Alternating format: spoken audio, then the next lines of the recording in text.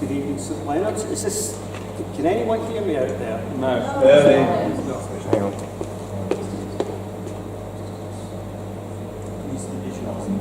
It's working. Oh, I can hear it.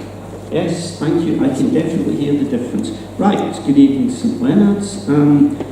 Those of you who have met me before will know that I'm a relatively recent DFL. I've been down here a little over 2.5 years, and since my memory is completely shot, I have pages of notes, and I'm going to start and finish with 2 quotes from the American poet Gary Snyder. The first is, "Start from where you are."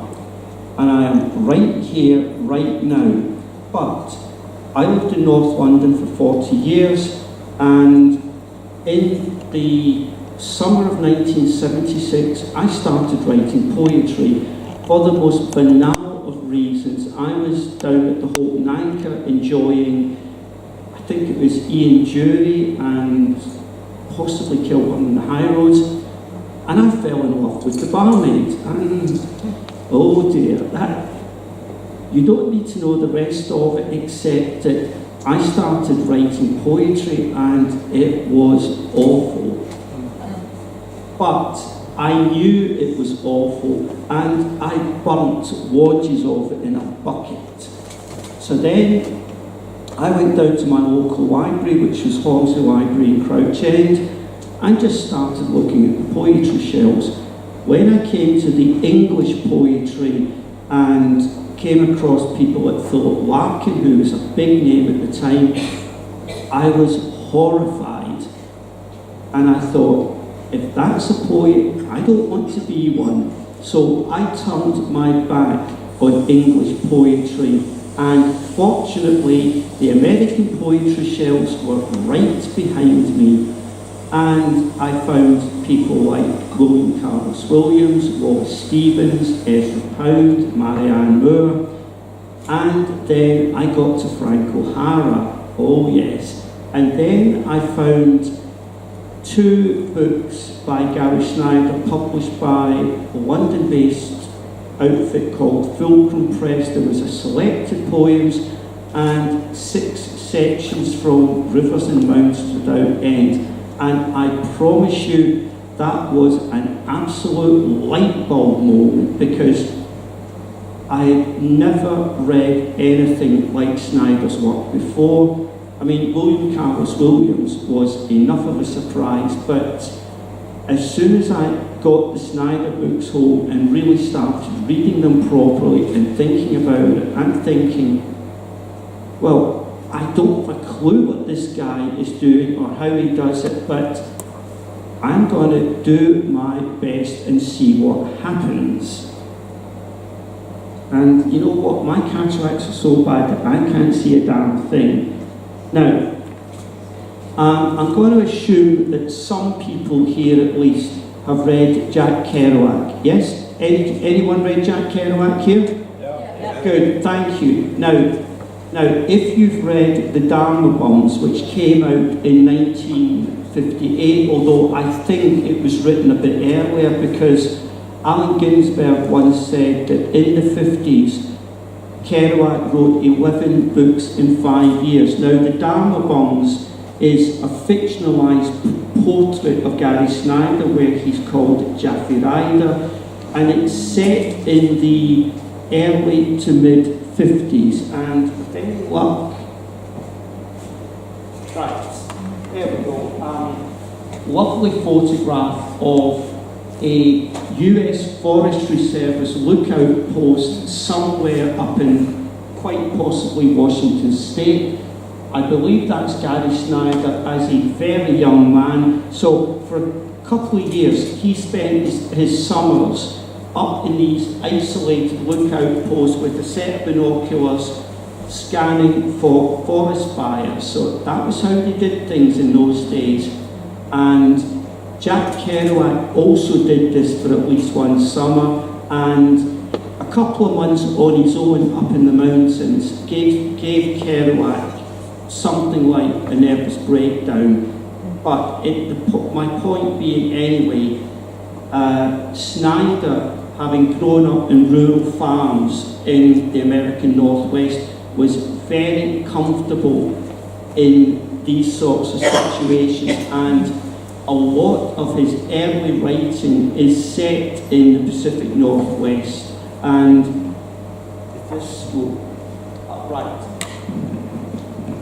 that is Snyder in his, I think, mid-20s, Riprap and Cold Mountain Poems. Now, the Cold Mountain Poems are translations of Tang Dynasty Chinese poems, but the Riprap section is Snyder's poems about working life in the logging camps and the sawmills in the American Northwest. Now, I promise you, you don't get many poets who actually write about working lives, because most poets have never had a proper job in their lives.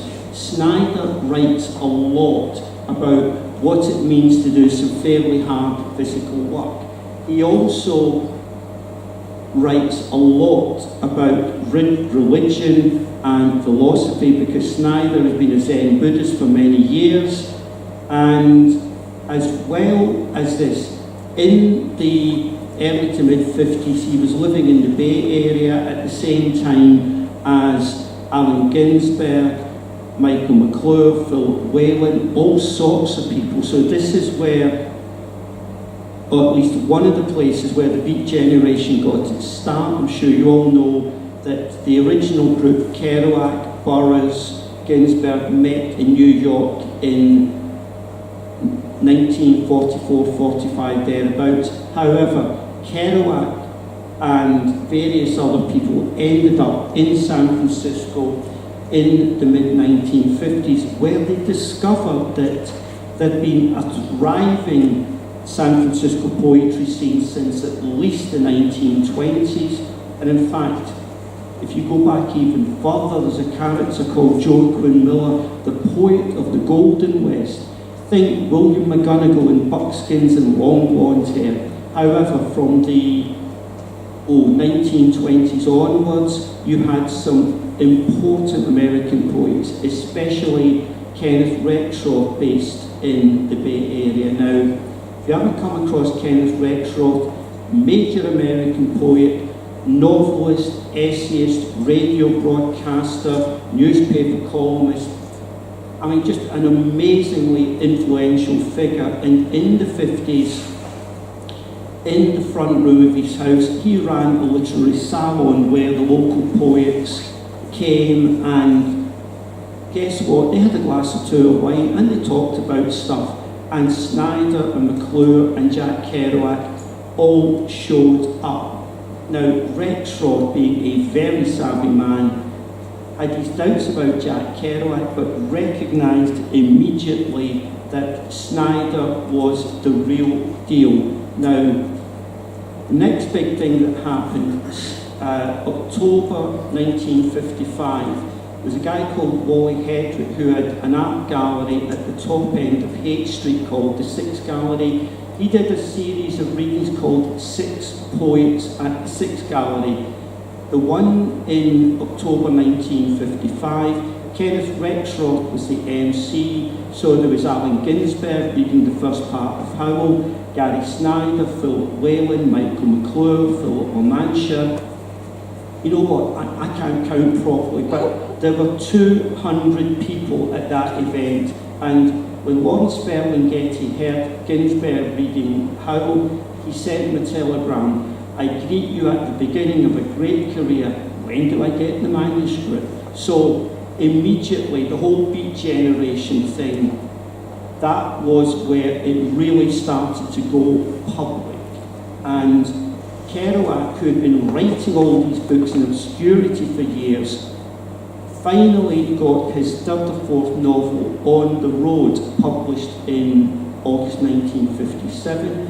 It got very well reviewed, it started selling, so the whole Beat Generation and beatnik scene, all of a sudden, in San Francisco, in New York, probably Boston, who knows, it really started to take off. Then in October 1958, Kerouac published The Dharma Bums, and that, as I say, that was the fictionalised portrait of Gary Snyder. It got very well reviewed indeed, but the other thing that happened was that there was a local writer called Alan Watts, who was actually English but lived in the Bay Area for many years, published over 20 books on Eastern philosophy, especially Zen Buddhism, and the magazine, the Chicago Review, did 2 successive essays, one called The New San Francisco Poet, the second one was the Zen issue, and Watts' essay was called Beat Zen, Square Zen and Zen, and he specifically talks about Gary Snyder as someone who is not only a beat figure but serious and knowledgeable about Zen Buddhism. So that tripled the magazine's circulation. So a lot, or a relative lot, of the right people all of a sudden were getting to read about Ginsberg, Snyder, Philip Whalen, and they never look back. Now, if I could actually read what's in front of me, I might actually quote you little bits of the Alan Watts essay.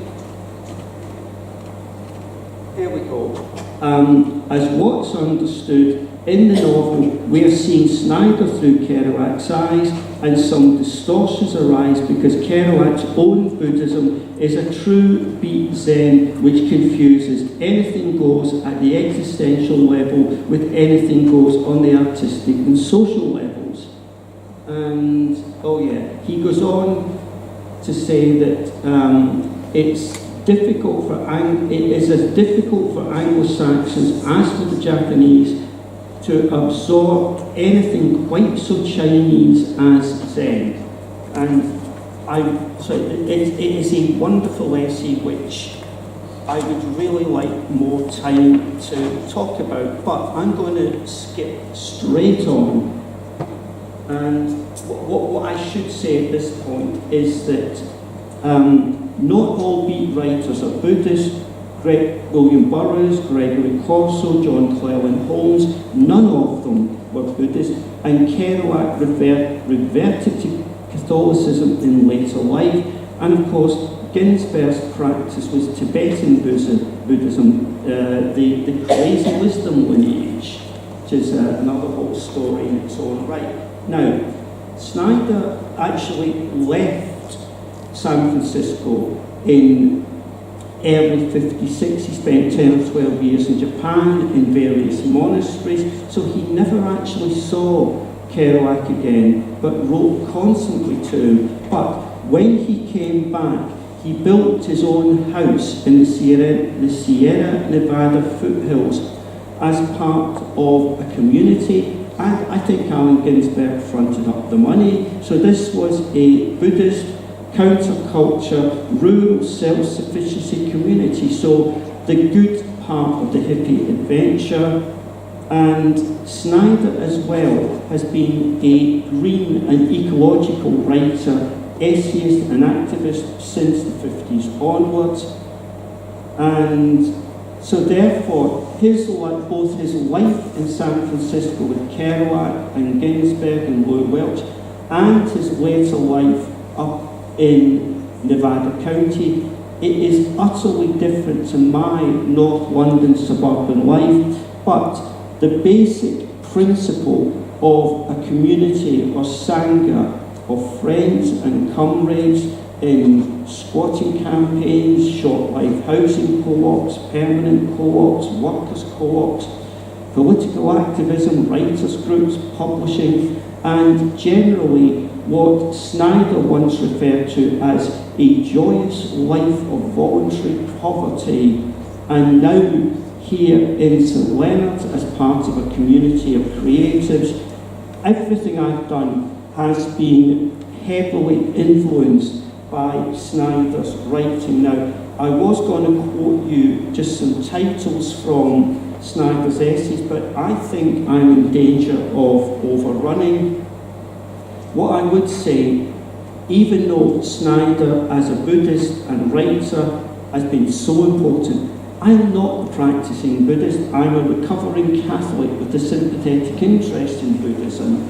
Now, pretty much the last thing I'm going to say is that stylistically, Snyder's poetry is quite different to mine. And I'm going to finish by reading just a couple of Snyder's poems, and then one of mine. I know I'm overrunning very slightly, but this is a Snyder poem from the early 50s, and you know what? Oh, there's Snyder and Allen Ginsberg and Marietta Greer at the Human Being in San Francisco in 1967. That is Snyder in probably the 70s. That is Snyder a few years ago. He's well into his 80s, still alive. Now, this is one of his poems called Rip Rap, which is a technique of making cobbled paths in the wilderness. Rip Rap. Lay down these words before your mind like rocks, placed solid by hands in choice of place, set before the body of the mind in space and time, solidity of bark, leaf or wall, rip-rap of things, cobble of Milky Way, straying planets. These poems, people, lost ponies with dragging saddles, are rocky, surefoot trails. The words like an endless four-dimensional game of Go, ants and pebbles in the thin loam, each rock a word, a creek-washed stone, granite, ingrained with torment of fire and weight, crystal and sediment linked hot, all change in thoughts as well as things. And this one is, I think, an early 70s piece. I walked into the Maverick Bar. I went into the Maverick Bar in Farmington, New Mexico, and drank double shots of bourbon backed with beer. My long hair was tucked up under a cap. I'd left the earring in the car. Two cowboys did horseplay by the pool tables. A waitress asked us, "Where are you from?" A country and western band began to play, "We don't smoke marijuana in Muskogee." And with the next song, a couple began to dance. They held each other like in high school dances in the 50s.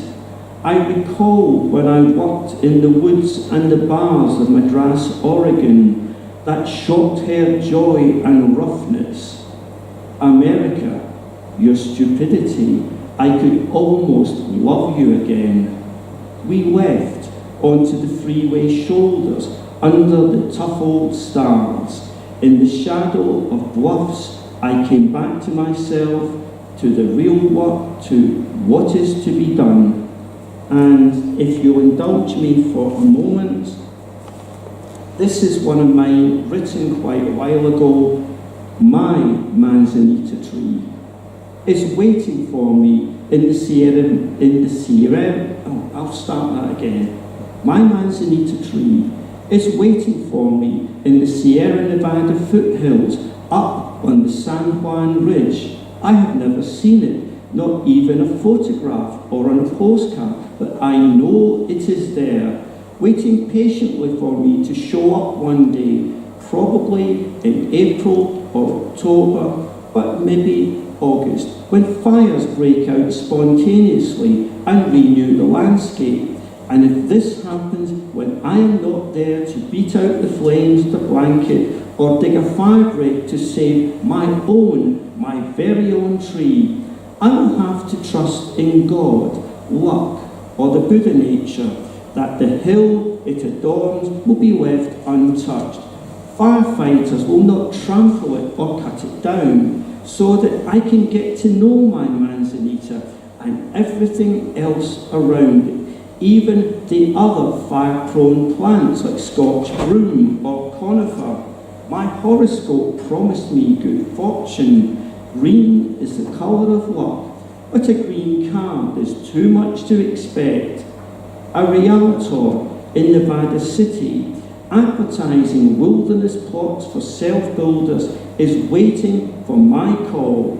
He has a crack team of Vietnam vets and recycled hippies on standby to handcraft the eco-house of my dreams. He will drive me up there in his 4x4, stop overlooking the view I have dreamt of for 50 years. Here we are, sir. Who could want to live anywhere else? Now, what will you call your house? Manzanita. What else? Sweep the garden. Any size. Thank you.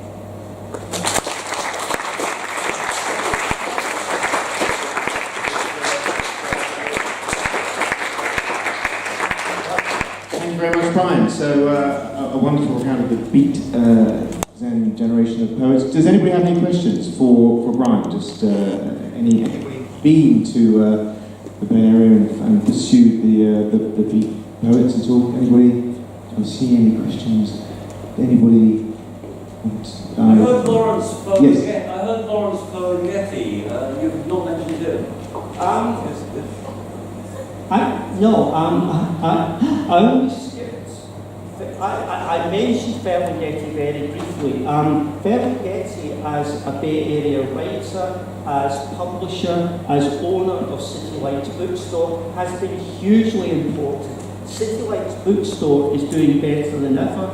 Unless I missed it, Ferlinghetti will be 100 years old next year, and as I say, if Ferlinghetti passed away, I missed that. But yeah, Ferlinghetti opened City Lights Bookstore in 1955 at exactly the right moment to be part of the whole Beat generation, beatnik San Francisco poetry scene, although Ferlinghetti as an anarchist has always resisted labels. But you're absolutely right.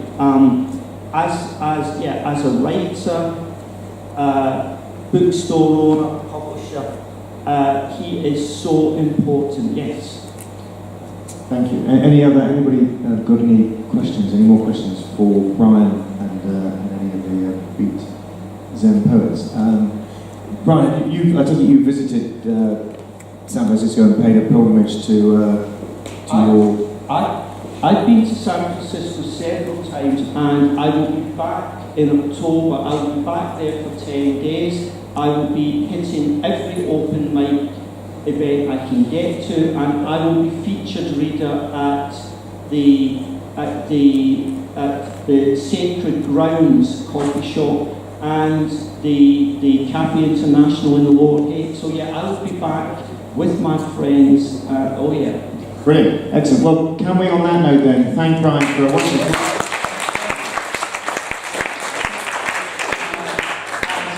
As Steve Jobs used to say, one last thing. I do have one or two books in my little orange bag, so if you're feeling generous, I will happily sell you. But and one of them is called Only in St Leonard's, A Year on the Marina. It's a fundraiser for St Michael's Hospice. There we go. So thank you very much, Brian.